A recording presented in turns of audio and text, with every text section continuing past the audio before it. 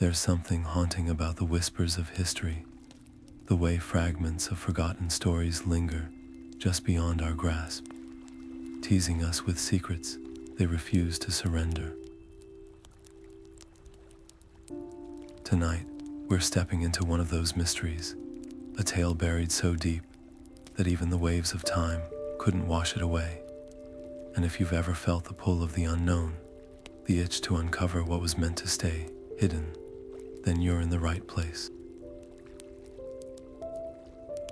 Before we begin, tell us in the comments where in the world are you joining from tonight, and what hour has the clock struck for you. There's something thrilling about knowing we're all gathered across different skies, drawn together by the same enigma.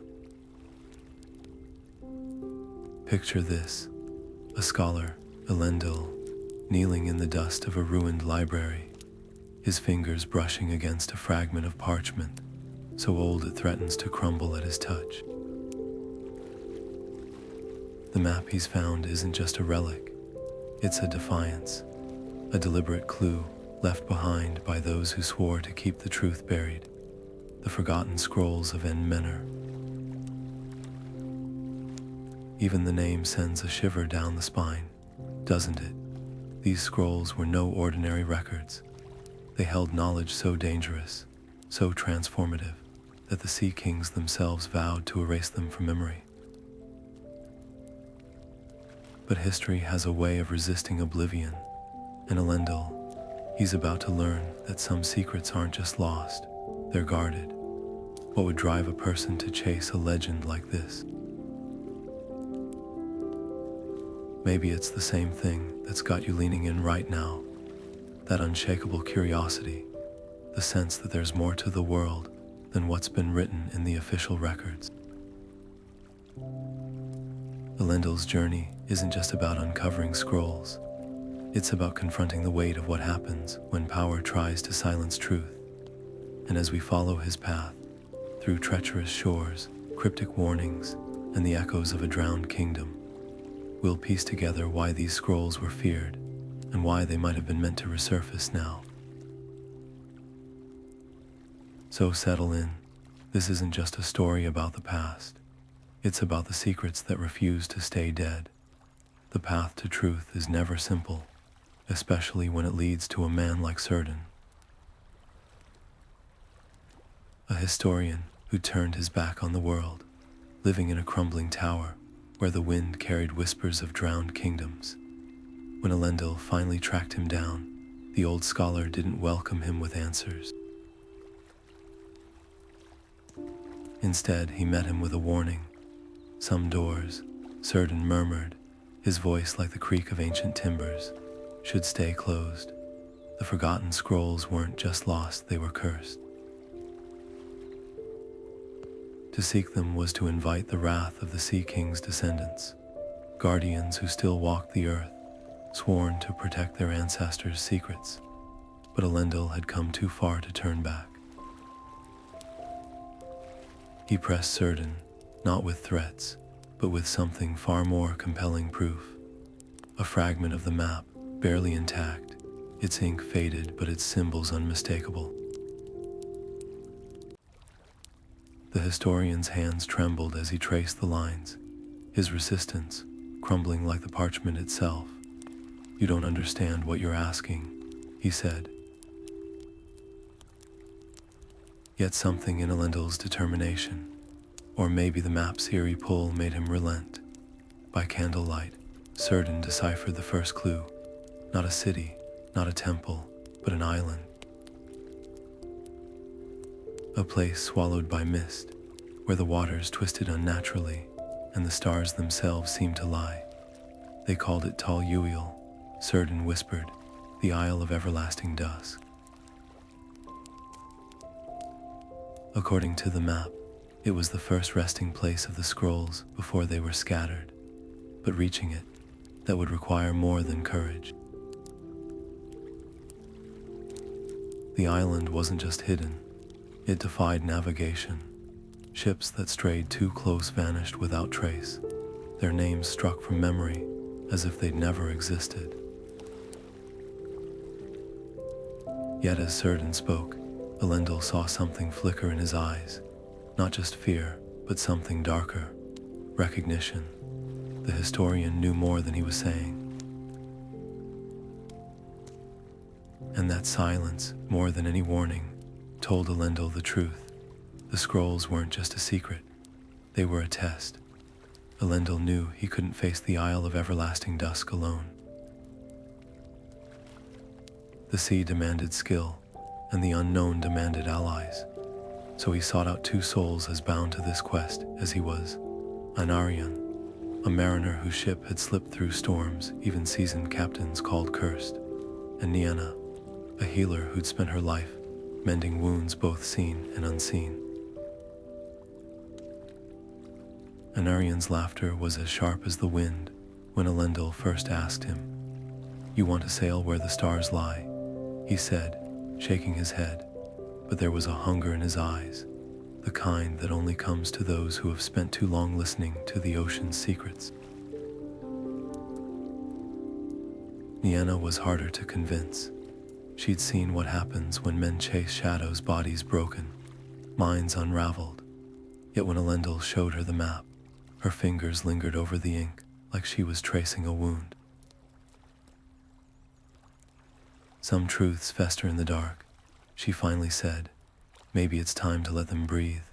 Their preparations were swift but deliberate. Anarian chose a ship with a hull of black oak, its prow carved with runes meant to ward off what couldn't be named. Niana packed salves of moonwort and mistletoe, herbs whispered to calm waters that shouldn't be crossed, and Elendil, he carried the weight of Surin's warning, the way a man carries a knife, close, and with the understanding it might cut him. But secrecy was a luxury they quickly lost. Whispers slithered through port towns like tide water, twisting their mission into something ripe for darker hands. Strangers with two pale eyes lingered near the docks, asking questions in voices that didn't quite match their faces. One night, a bundle was left lashed to their ship's mast, a skeletal fish, its jaws pried open in a silent scream, a scrap of parchment tucked between its teeth. "Turn back," it read. "The drowned remember." Anarian tossed the thing overboard without a word. Niana lit a bundle of sage and let the smoke coil around the deck like a second set of rigging. And Elendil, he stared at the horizon where the mist hung too thick, too still. The Sea King's guardians weren't just stories. They were coming, and now so was the storm. The moment their ship left the harbor, the sky turned against them. What began as a whisper of wind became a howl, the waves rising like walls of black glass. Anarian gripped the wheel, his knuckles white, as the ship groaned under the assault. This wasn't just a storm. It was a living thing, a fury with teeth. Salt stung their eyes, and the rigging screamed like a thing in pain. Niana staggered to the prow, her hands pressed to the wood, her breath coming in ragged gasps. "It's not the wind," she shouted over the chaos. "The water. It's pushing us back. Something in the deep doesn't want us to cross." Elendil clung to the mast, his clothes soaked through, his mind racing. He'd expected resistance, but this felt like the sea itself had woken to stop them. Lightning split the sky, and for a heartbeat, the waves seemed to form shapes. Vast, coiled things just beneath the surface, their outlines gone before he could be sure. Anarian barked orders, his voice raw, as the ship listed dangerously. "We can't outrun this," he yelled. "Not unless the sea lets us." Niana's fingers dug into the railing. She closed her eyes, her lips moving in a chant, older than the ship, older than the storm. The air around her shimmered, a fragile shield against the tempest. "It's not just the guardians," she said, her voice barely audible. The scrolls, they're protected by more than men. The Sea Kings didn't just hide them. They bound them with something older. Elendil wiped salt from his lips.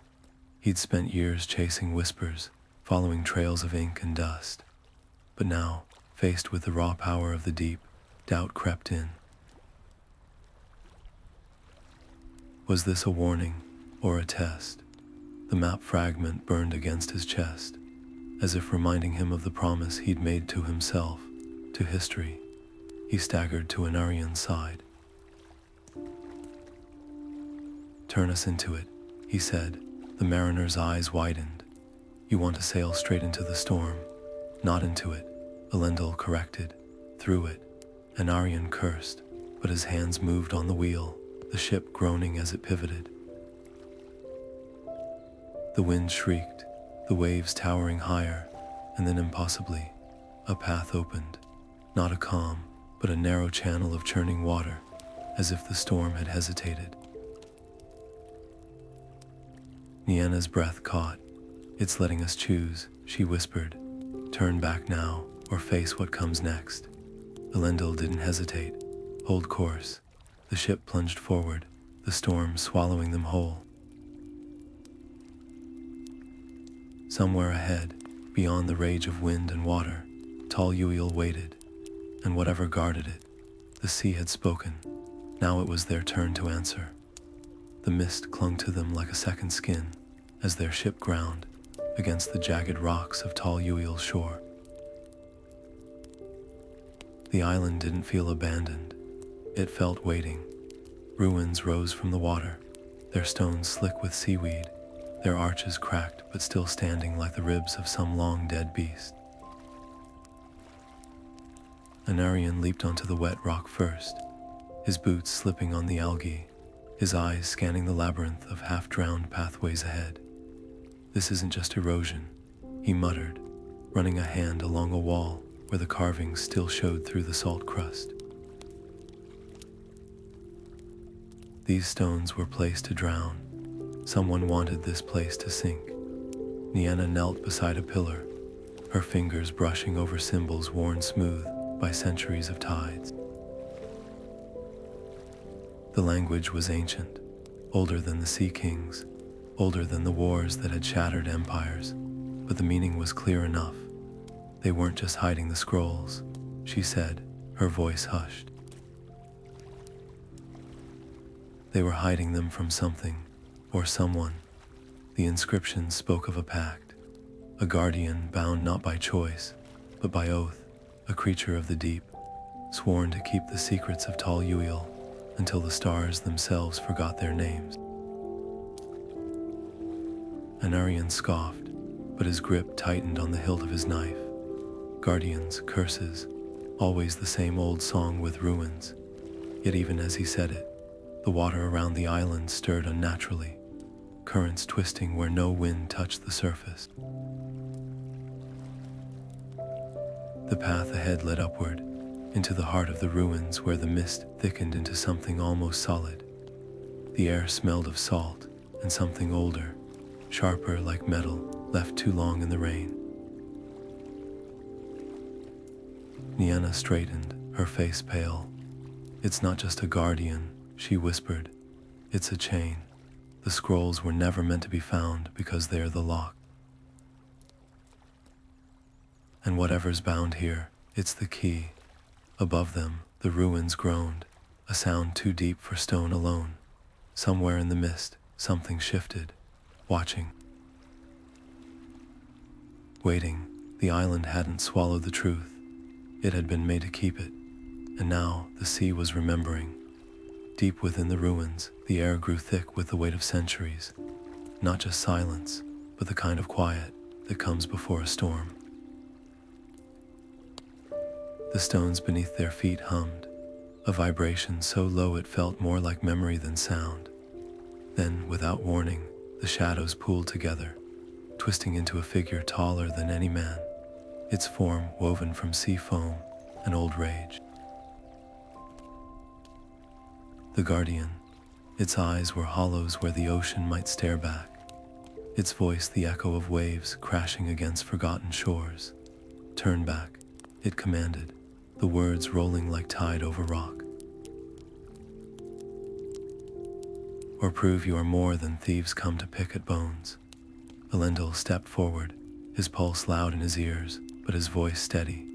He'd spent years learning the language of lost things, and now he spoke it, not in pleas or threats, but in truths. He recited the lineages of the Sea Kings, their laws, their oaths. He named the stars by which they'd navigated, and the hymns sung when their ships had sailed into the west. The guardian loomed closer, its form flickering like a candle in the wind. "Knowledge is not enough," it hissed. "Many have come with tongues sharpened by books." "What makes you different?" Anarian shifted, his hand straying toward his knife, but Niana caught his wrist. This wasn't a fight to be won with steel.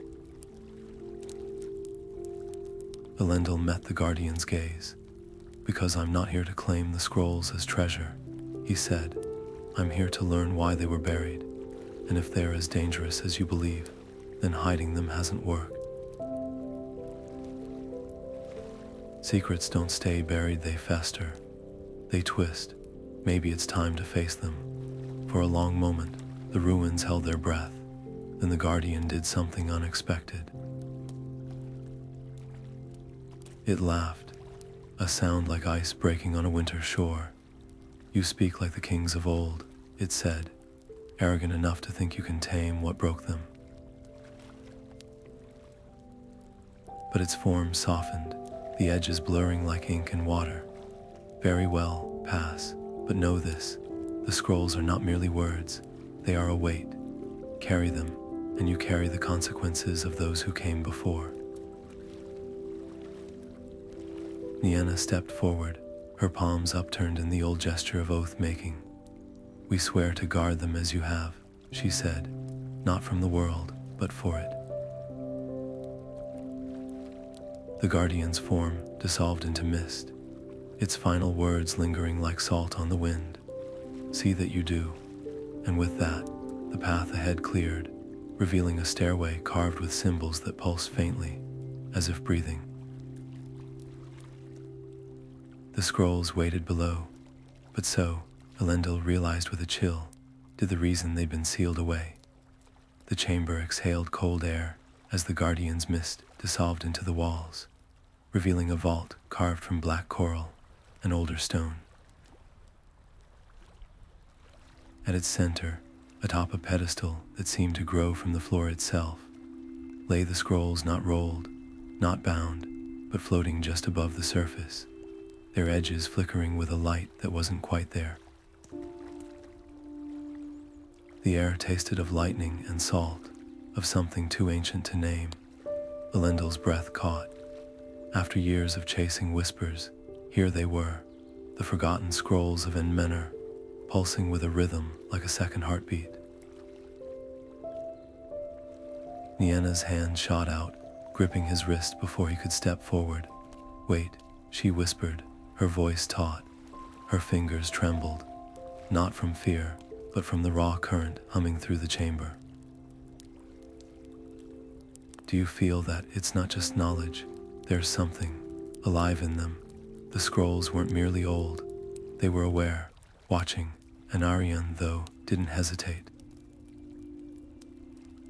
He brushed past them, his eyes reflecting that unnatural glow. "We didn't sail through a storm and bargain with ghosts to turn back now," he muttered, reaching toward the nearest scroll. The moment his shadow touched the pedestal, the light sharpened, throwing his face into stark relief. For a heartbeat, his expression shifted. Hunger, yes, but something else.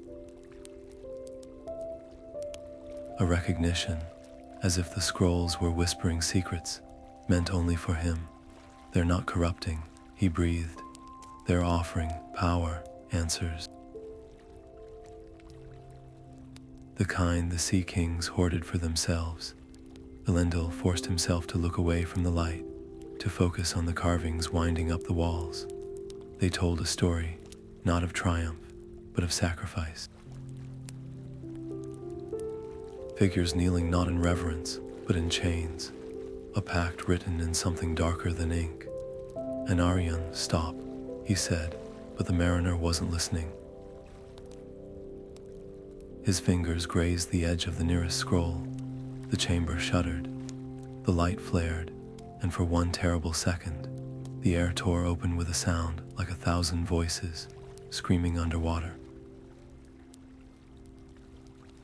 Then silence. The scrolls still floated, untouched. Anarian stood frozen, his hand outstretched, his face drained of color. It showed me, he rasped. The island, the storm, all of it. They weren't hiding the scrolls. They were hiding from them. Niana's nails dug into her palms. That's not possible, she said, but the tremor in her voice betrayed her. The scrolls hadn't just shown Anarian the past. They'd shown him the future, and whatever he'd seen had carved fear into his bones. Elendil stepped between them and the pedestal, his back to the light. We came for truth, he said, but some truths aren't meant to be held. Maybe the Sea Kings didn't hoard this knowledge. Maybe they surrendered to it. The chamber seemed to press closer, the walls breathing, the very air heavy with the weight of what they'd uncovered. The scrolls weren't a treasure. They were a mirror, and the reflection staring back was far older than any of them. The air turned sharp with the scent of salt and iron, as shadows detached from the ruins, resolving into figures clad in armor that seemed to drink the light. No introductions were given, only the hiss of drawn blades and the glint of eyes, too pale to be human. The sorcerer's agents moved like a single organism, their steps silent, their intent clear. Take the scrolls or bury them with the trespassers. Anarian reacted first, his dagger flashing as he parried a strike meant for Elendil's throat. Run, he snarled, but the word was swallowed by the clash of steel. Niana didn't hesitate.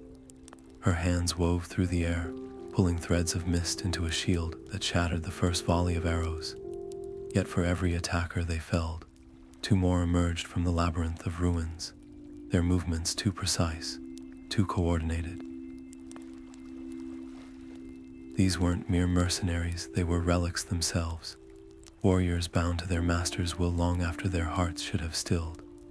Elendil lunged for the scrolls, but a blade grazed his ribs, hot pain searing through his side.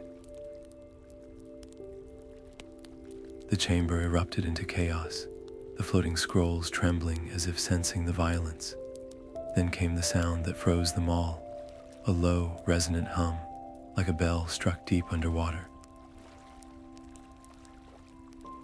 The pedestal cracked, and the scrolls shuddered, their light flaring blindingly bright. In that heartbeat of brilliance, Niana acted. She snatched the nearest fragment, its edges burning her palms as she tore it free. The rest, 5, 6, she couldn't count, were ripped away by skeletal hands, vanishing into the roiling dark. Anarian grabbed Elendil's arm, hauling him backward as the chamber ceiling groaned. Move, rocks rained down, sealing the vault behind them as they fled. The sorcerer's agents didn't follow. They didn't need to. They had what they came for. Breathless, bleeding, the trio stumbled onto the shore, where their ship rocked violently, as if the sea itself recoiled from what had just transpired. Niana clutched the lone scroll fragment, its glow dim but insistent.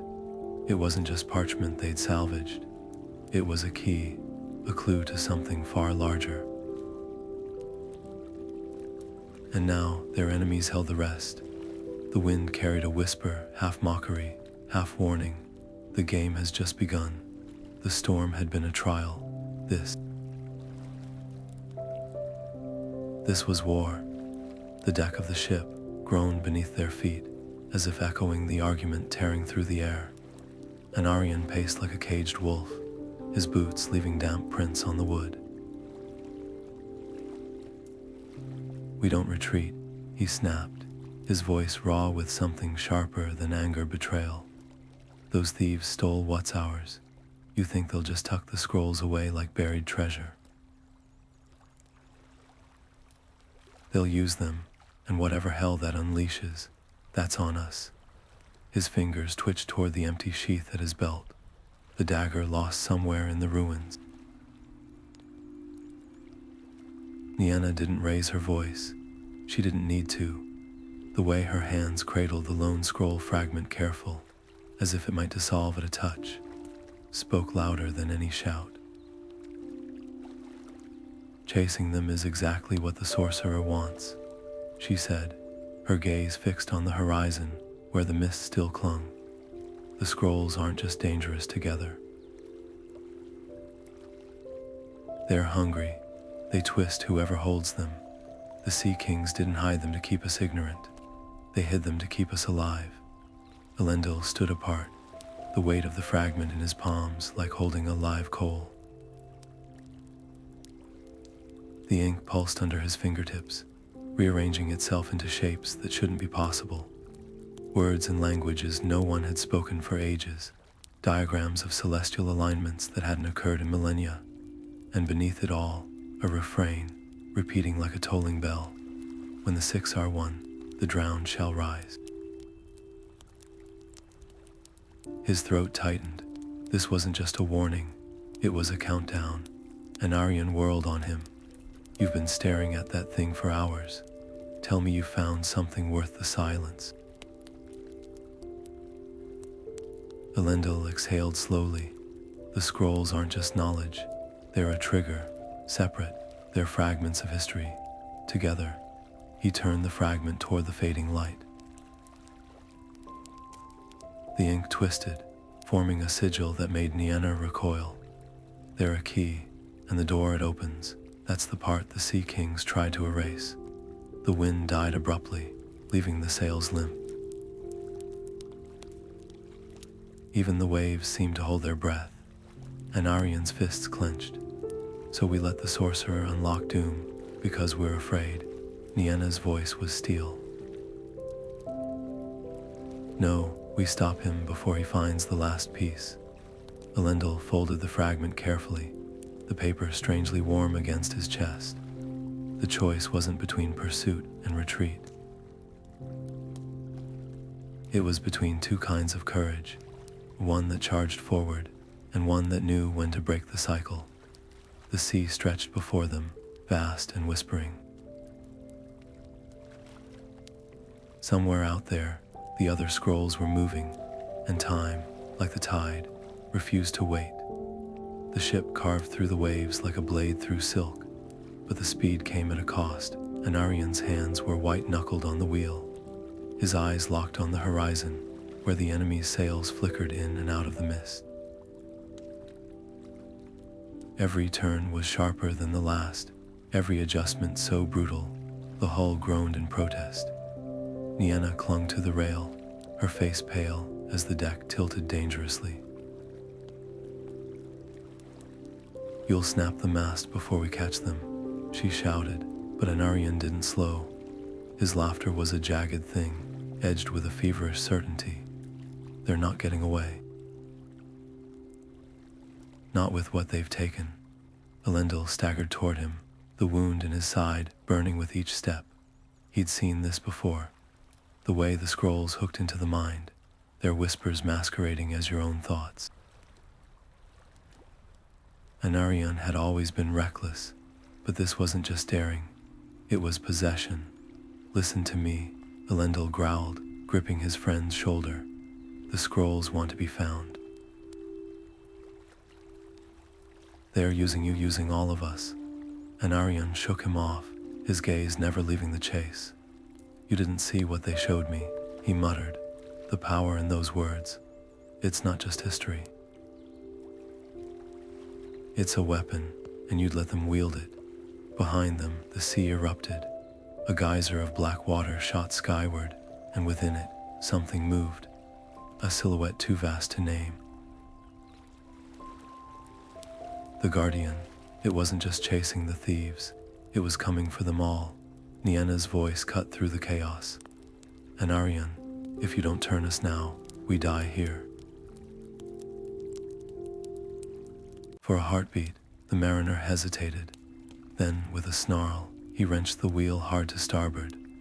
The ship heeled violently, timbers screaming as the keel nearly left the water. Elendil hit the deck hard, his vision swimming. When it cleared, he saw it, the Guardian's form, twisting in the waves, its rage momentarily diverted toward the fleeing thieves.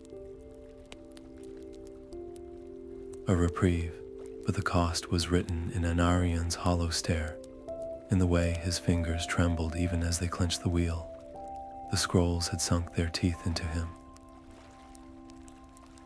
And Elendil knew, with a sickening certainty, that prying them loose would break something in his friend forever. The sea roared its approval as the distance between them and their pursuers grew. But the silence on deck, that was the sound of a battle just beginning. The fortress rose from the cliffs, like a rotten-toothed black stone slick with spray, its towers leaning as if the wind had tried for centuries to push it into the sea. From their vantage point in the salt-scoured caves below, Elendil watched torchlight flicker along its battlements, each flare marking another guard, another obstacle. Anarian crouched beside him, his fingers drumming a restless rhythm against his thigh. "They'll be expecting us," he muttered. "Front gates are suicide." Niana said nothing. She was already stripping the herbs from her belt, crushing them between her palms until the air smelled of bitterroot and damp earth. When she pressed the paste to her face, the transformation was subtle but unmistakable. Her features softened, her posture slackened, until she looked like any other weary servant, trudging back from the night's fishing. "Distract them," she said, tucking the lone scroll fragment into her sleeve. "But don't die doing it. I can't heal corpses." Then she was gone, melting into the labyrinth of supply carts and salt barrels winding up the cliff path. Anarian exhaled sharply. "So, how do we make enough noise to cover her?" His grin was all teeth, but his eyes were distant, still haunted by the visions the scrolls had seared into his mind. Elendil resisted the urge to grab his shoulder again. There'd be time to pull him back from the edge later. If they survived, the answer came not from strategy, but from the land itself. The fortress wasn't just built on the cliffs. It was built into them, its lowest levels carved from ancient sea caves. And caves, Elendil remembered with a slow smile, have echoes. He pointed to the narrowest fissure in the rock, where the tide sucked in and out like a breath. "We don't need to fight them. We just need to remind them where they built their damn walls." Anarian's laugh was a dark, delighted thing. He reached for the satchel at his belt, the one that hadn't held fish hooks or rations since they'd left port. Black powder, pilfered from a dozen shipyards, clumped together with wax and desperation. "You want to sing to the stones? Let's make it a duet." Above them, the fortress loomed, oblivious. Somewhere in its heart, the Sorcerer was bending over the gathered scroll fragments, their edges already beginning to knit together with a light that wasn't fire. Niana moved like a shadow between the guards, her pulse steady, her hands loose. The real fight wasn't in the explosions about to rock the cliffs. It was in the silence she carried with her, and the fragment hidden against her skin, the one piece the Sorcerer would never see coming. The fortress halls reeked of salt, and something fouler old magic, the kind that left a metallic sting at the back of Niana's throat. She pressed herself into the shadow of a crumbling arch, watching as the sorcerer's acolytes shuffled past, their faces slack, their eyes reflecting the eerie glow of the gathered scroll fragments. They chanted in a language that slithered, syllables like hooks, dragging through the air. At the chamber's heart, the sorcerer stood with arms raised, the floating scrolls arranged in a cruel parody of a crown above his head. The gaps between them pulsed, hungry, almost whole. Niana's fingers tightened around her lone fragment. She'd expected arrogance, greed. Not this. The sorcerer wasn't just seeking power. He was peeling back the layers of a curse older than kingdoms, whispering to something that whispered back. The words reached her in fragments, drowned kings. Waking tide, the debt comes due, her blood turned to ice. This wasn't about ruling, it was about revenge. The Sea Kings hadn't just hidden the scrolls to protect the world. They'd hidden them to spare it from their own fury. A hand clamped over her mouth. She nearly drove her elbow into the ribs behind her before recognizing the scarred knuckles Anarian. His breath was ragged against her ear. "They're waiting for the last piece," he hissed. "The fragment you're holding, give it to me." His grip was too tight. His pupils dilated even in the dim light. The scrolls had sunk deeper into him than she'd realized. She twisted free, her voice a blade of silence. "They're not just texts, Anarian. They're a summons." He's not trying to read them, he's trying to wake them. Something flickered in his face, doubt, or the ghost of the man he'd been before the visions. Then the chanting crescendoed. The air split with a sound like 1,000 ships, breaking apart at once. Niana didn't wait. She ran. Behind her, the fortress shuddered.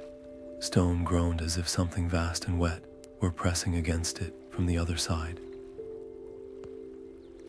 She didn't look back, not when the screams started, not when the walls began to weep saltwater. Elendil caught her as she staggered onto the ship, her hands shaking too badly to grip the rigging. "They're coming," she gasped. "Not the sorcerer, the ones he's calling, the ones the scrolls belong to." Anarian emerged from the mist then, his face a mask of fury and fever. "Lies," he spat. "The scrolls are our only chance to fight back." Elendil stepped between them, his voice low, urgent. "Listen to yourself. Whatever they showed you, it's not the truth. It's what the drowned want you to see." But Anarian wasn't listening. His hand went to the empty sheath at his belt, then to the knife hidden in his boot. The wound on Elendil's side throbbed in time with the distant, gathering roar of the tide. Somewhere beyond the horizon, the sea was rising, and the only thing standing between the world and what slept beneath it was a fragment of parchment, and the three of them fractured beyond repair. The silence between them was worse than the storm. Anarian stood at the ship's bow, his back to Elendil, his shoulders rigid with a tension that hadn't eased since they'd fled the fortress. The fragment of the scroll, the last piece the sorcerer needed, burned against Niana's chest like a guilty secret. She'd seen the way Anarian's gaze lingered on it, his fingers twitching when he thought no one was looking. It wasn't just hunger in his eyes anymore, it was calculation. Elendil pretended not to notice. He busied himself with the rigging, his hands working the ropes with methodical precision, but his mind was elsewhere, on the way Anarian had flinched when he'd mentioned destroying the fragment, on the way his voice had gone too smooth when he'd suggested they reconsider their options. The scrolls had sunk their claws into him, and every hour that passed pulled them deeper. Niana found Elendil at dusk, his silhouette framed against the dying light. "He won't hold out much longer," she murmured, her voice barely louder than the waves. "The scrolls don't just show visions, they rewrite what you want." Elendil's jaw tightened. He'd known Anarian since they were boys scraping knees on the same docks. Knew the way his laughter could shake the rafters. Knew the stubborn set of his chin when he was digging in for a fight. But this was something colder. A stranger wearing his friend's face. "We can't let him take it," he said at last. "Not to the Sorcerer, not to anyone." Niana's fingers brushed the fragment through her tunic. "Then we don't give him the chance." The plan formed in whispers. A diversion, a hiding place, a path inland where the Sorcerer wouldn't think to look. But plans rely on trust, and trust was the one thing unraveling faster than the ropes in Elendil's hands. That night, as the moon drowned behind the clouds, he caught Anarian kneeling by Niana's pack, his hand hovering over the straps. Their eyes met, no words, just the quiet, terrible understanding that the line between ally and enemy had been crossed. Anarian straightened slowly, his expression unreadable. "You think I'd betray you?" Elendil didn't reach for his knife, didn't have to. The truth was enough. "I think the scrolls already have." Dawn found the ship empty, the fragment gone, and Anarian's hammock cold. Only the map remained, pinned to the mast with a dagger Elendil recognized, the one he'd gifted Anarian on his 20th birthday. The path to the Sorcerer's stronghold was marked in bold strokes, a challenge or a plea, he couldn't tell. Maybe both. Niana's hand found his, her grip fierce. "We go after him." Elendil stared at the horizon, where the first light painted the waves in shades of gold and grief. "No," he said softly. "We beat him there."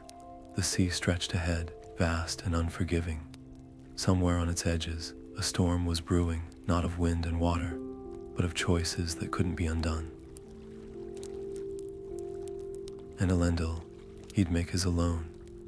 The air inside the Sorcerer's stronghold crackled with unnatural energy, every stone vibrating, as if the fortress itself were straining to contain the power being unleashed. Elendil and Niana moved through the chaos like shadows, blades flashing as they carved a path through the Sorcerer's mindless acolytes. Their eyes were empty, mouths slack as they chanted, their voices blending into a single, dissonant hymn that made the walls shudder. The deeper they pressed, the heavier the air became, thick with the scent of salt and something older, something that tasted like the bottom of the ocean when you've sunk too deep. Ahead, the ritual chamber pulsed with a sickly green light. The Sorcerer stood at its center, arms outstretched, the assembled scrolls swirling above him like shards of a broken mirror. Each fragment glowed brighter as they drew closer together, the gaps between them shrinking with every heartbeat. And there, at the edge of the circle, stood Anarian. His face was a mask of conflict, his knuckles white around the hilt of his dagger, not pointed at the Sorcerer, but trembling, as if he couldn't decide who to strike. Niana lunged forward, her voice cutting through the cacophony. "Anarian, look at me." For a heartbeat, his gaze flickered to hers, and in that moment, something shattered behind his eyes. The fog of the scroll's influence wavered. He stumbled back, clutching his head as if trying to tear the visions out by force. "It's not power," he gasped. "It's a trap. They're not words, they're chains." The Sorcerer's laugh was a wet, guttural thing, Too late, little king. The drowned have already answered. The scrolls flared, their light searing, and the ground beneath them groaned. Cracks spider-webbed across the floor, salt water bubbling up as if the sea were rising to claim the fortress from below. Anarian moved faster than thought. He drove his dagger into the sorcerer's side, not to kill, but to disrupt. The man screamed, his concentration snapping, and the scrolls shuddered midair. For one terrible second, the ritual held, balanced on the edge of completion. Then Anarian did the unthinkable. He reached into the swirling mass of light and grabbed a scroll fragment. The moment his skin touched it, his body arched, his mouth open in a silent scream. The ink slithered up his arm like living tendrils, burning patterns into his flesh. But he didn't let go. With a roar that echoed through the chamber, he tore the fragment free. The backlash was instant. The remaining scrolls shrieked like living things, their light flaring white-hot before imploding.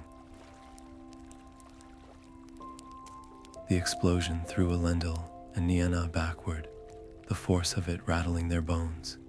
When the smoke cleared, the sorcerer was gone, vaporized or dragged into whatever abyss he tried to open. Anarian lay crumpled on the ground, the stolen scroll fragment still clutched in his hand, its glow fading to embers. The fortress gave a final, shuddering groan. Chunks of ceiling rained down, the walls buckling as the sea rushed in through the cracks. Elendil hauled Anarian over his shoulder, Niana pressing close as they sprinted for the crumbling passageway. Behind them, the chamber collapsed in a roar of stone and water, the scrolls, and whatever nightmare they'd almost summoned buried beneath the waves. Anarian's breath was ragged against Elendil's neck. Did we stop it? Niana's voice was barely audible over the crashing tide. For now, but the sea wasn't done with them. Not yet. The air trembled as the fortress walls groaned under the weight of unraveling magic. The scrolls, denied their final fragment, convulsed in midair like wounded beasts, their light flickering between blinding brilliance and sickly green decay. Elendil's ears popped as the pressure shifted, the very laws of the world bending around the unstable ritual. He knew what came next, knew it in the way the sea lapped hungrily at the cracks in the floor, in the way the ink on the remaining scroll fragments twisted into sigils he'd only seen in nightmares. When the 6 are won, the Guardian had warned. Now 5 screamed for the 6th, and the ocean answered. Niana dragged Anarian back as the first geyser of black water erupted through the stones. His arm, still branded with the scroll's seared patterns, twitched violently. "We have to go," she shouted over the roar of collapsing masonry. But Elendil stood frozen, watching the sorcerer's acolytes dissolve into mist, their stolen life force sucked back into the scrolls. There was only one way to stop this, one terrible, perfect way. He turned to the flooding chamber, raised his voice above the chaos, and spoke the words the Guardian had whispered to him on tall Eweil, not in the tongue of men, but in the language of tides and drowning things. The response was immediate. The water stilled. Then, from the depths, a shape emerged. The Guardian, its form woven from wreckage and old rage, its hollow eyes fixed on Elendil. "You called," it intoned, the words vibrating through bone. "Now pay the price." Elendil didn't flinch. "Take them," he said, pointing to the thrashing scrolls. "Take them all." The Guardian's laughter was the sound of 1,000 ships breaking apart. "You don't command me, little king, but an oath is an oath." It lunged forward, not at the scrolls, but at Elendil, its mist-wreathed hand passing through his chest like ice. He gasped as the mark of tall Eweil flared hot on his palm, the pact sealed in his blood. Then the guardian turned, and the sea followed. Water surged upward in a spiral, swallowing the scrolls whole. The sorcerer screamed as the current wrapped around his ankles, dragging him into the vortex. "No," they promised me. The words cut off as the tide closed over his head. Stone cracked, walls folded, and the fortress collapsed inward like a gutted whale, the guardian's voice echoing through the wreckage. The drowned remember. And they are patient. The last thing Elendil saw before the wave took them was Anarian's face, not relieved, not triumphant, but hollow. The scrolls were gone. But the scars they'd left, those would never fade. The sand beneath them was cold, gritty with shattered shells and salt, as if the beach itself were made of broken things. Elendil knelt beside Niana, their clothes still dripping with seawater, their hands raw from clinging to wreckage. Anarian was gone, swallowed by the same tide he tried to outrun. Not even a body to bury, just the hollow space between them where his laughter should have been. Niana's fingers dug into the sand, her shoulders shaking with something too quiet for sobs. He knew, she whispered. At the end, he knew what he was doing. The wind shifted, carrying the scent of brine and something older, wet stone, forgotten depths. Then the mist gathered, twisting into a shape they knew too well. The guardian stood at the water's edge, its form less solid now, fraying at the edges like parchment, left too long in the rain. "You saved nothing," it murmured, its voice the echo of a wave receding. "Only delayed what cannot be stopped." Elendil's throat tightened. "Then why let us live?" The thing that might have been the guardian's mouth twisted not a smile, but the grimace of a creature bound by older laws, because the sea keeps what it takes. But it also returns what it must. Its gaze drifted to Niana's sleeve, where the last unburned corner of a scroll fragment peeked out. "You carry a piece of the puzzle still. And the deep has others." With that, it dissolved, leaving only the hiss of foam on sand, but the words lingered, clinging like salt to skin. Elendil stared at the horizon, where the waves rolled in endless, patient lines. Somewhere beneath them, in cities drowned before men had names, other truths waited, other doors. The fight wasn't over, it had just changed shape. Niana stood, brushing sand from her knees. Her eyes were red-rimmed but sharp. "We don't stop," she said, not a question, a vow. The tide sighed in answer, whispering secrets they weren't meant to hear yet. But the sea had a way of erasing shores, of wearing down even the hardest stone. And time was the one thing the deep had in abundance. The ink stained Niana's fingers black as she pressed quill to parchment, each stroke a defiance against the silence left in Anarian's wake.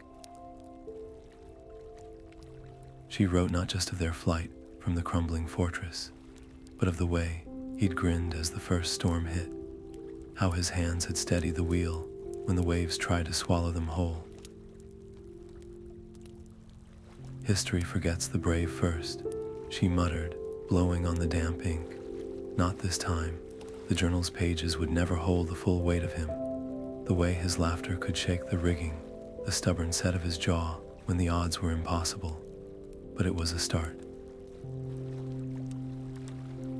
Somewhere beyond the horizon, future hands might turn these pages and know that courage wasn't just a word. It was a man who'd stared into the abyss and torn a piece of it away with his bare hands.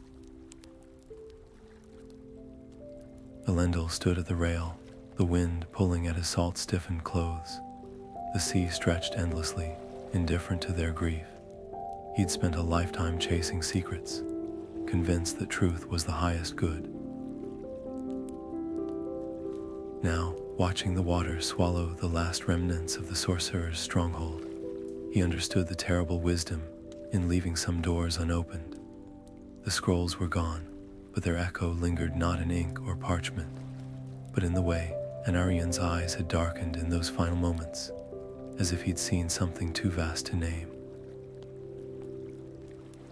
Maybe the Sea Kings hadn't been cowards. Maybe they'd been the only ones brave enough to say no. The ship creaked beneath them, turning its prow toward home. There would be no cheering crowds, no songs sung in taverns of their victory, just the quiet understanding between two survivors and the hollow space where a third voice should have been. Niana tucked the journal into her coat, her fingers brushing the charred edge of the last scroll fragment. It hummed faintly, a reminder that some stories weren't finished. Elendil didn't look back as the horizon swallowed the wreckage. Some battles left scars too deep for monuments, but the sea kept its own records, and the tide, as always, would have the final word. Years had carved lines into Elendil's face like tide marks on a weathered shore, each wrinkle a story he'd lived too deeply to forget. His classroom smelled of parchment and candle wax, the air thick with the weight of lessons he'd paid for in blood. The students leaned forward, their eyes wide as he traced the map of tall Eweil on the board. Not the island as it was now, drowned and silent, but as it had been that final night, when the sky had screamed and the sea had risen to claim its due. Ambition without wisdom, he said, his voice roughened by memory, is just another kind of drowning. Niana's books lined the shelves behind him, their spines cracked from use. She'd written them all, every wound, every warning, every whispered truth the scrolls had seared into them. The world called her work a legend, but the villagers who'd seen the scars on her hands knew better. They'd heard the way her voice shook when she spoke of Anarian, how her pen hesitated over his name like a blade poised above skin. Some stories weren't meant to be told. They were meant to be survived. Then the door creaked open. A new pupil stood there, barely old enough to shave, clutching a scrap of leather etched with symbols that made Elendil's pulse stutter. They say it's in the north, the boy breathed, his cheeks flushed with the reckless fire of youth. Another artifact, older than the scrolls. They call it the Tear of. Elendil's hand slammed down on the desk, silencing him. The classroom held its breath. Outside, the wind dragged its fingers through the trees, carrying the scent of salt from docks too distant to see. Niana's words echoed in his skull. The deep doesn't forget. It waits. He should have sent the boy away, should have burned the scrap and buried the ashes where the tide couldn't reach. But as his fingers curled around the leather, he felt it, the old pull, the hunger that had driven him to ruins and worse. The sea murmured in his bones, patient as a knife. Niana would call him a fool. Anarian would have grinned and reached for his boots. Elendil met the boy's eager gaze and knew, with a certainty that chilled him, that some doors were never truly closed. They just waited for the right hand to turn the key.